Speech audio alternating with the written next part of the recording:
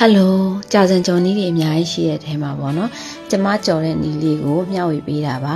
အရင်ဆုံးကြက်ဥကိုအဖြူရောင်လေးရဲ့အဝါရောင်လေးရဲ့ရအောင်ရင်ကြော်လိုက်တယ်ပေါ့နော်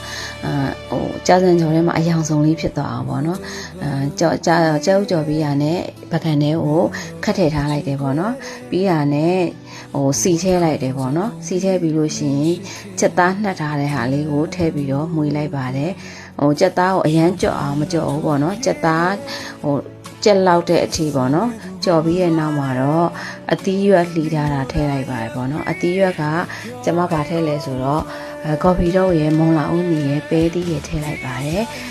အသီးရွက်ထည့်ပြီးရဲ့နောက်မှာကျမအရသာဆက်ထားထည့်တယ်ပေါ့နော်အသားမုံရဲ့ပဲငံပြိုင်အကျဲရဲ့ပဲငံပြိုင်အနောက်ရဲ့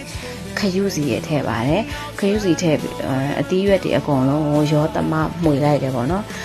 ပြီးတော့အသီးရွက်နုံးပြီဆိုတာနဲ့အဲ့အသီးရွက်လေးတွေကိုဘေးမှာကတ်ထားလိုက်တယ်ပြီးလို့ရှိရင်ကြာစံရေစိန်ထားတဲ့ဟာပေါ့နော်ကြာစံရေစိန်ထားတဲ့ဟာကိုအရသာနယ်ထားတဲ့ဟာလေးကို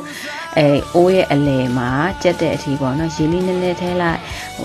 မှုေလိုက်နေပေါ့နော်ကြက်တဲ့အထီးကျမမှုေလိုက်တယ်ပေါ့နော်ကြာစံလေးလည်းအနီတော့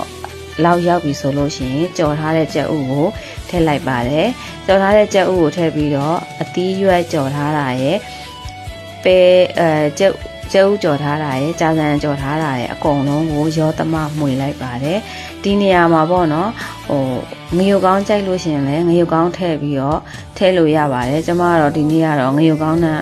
မထည့်ထားဘူးပေါ့နော်အနက်မသုံးကျင်တာနဲ့ဒီတိုင်းအဖြူငရုတ်ကောင်း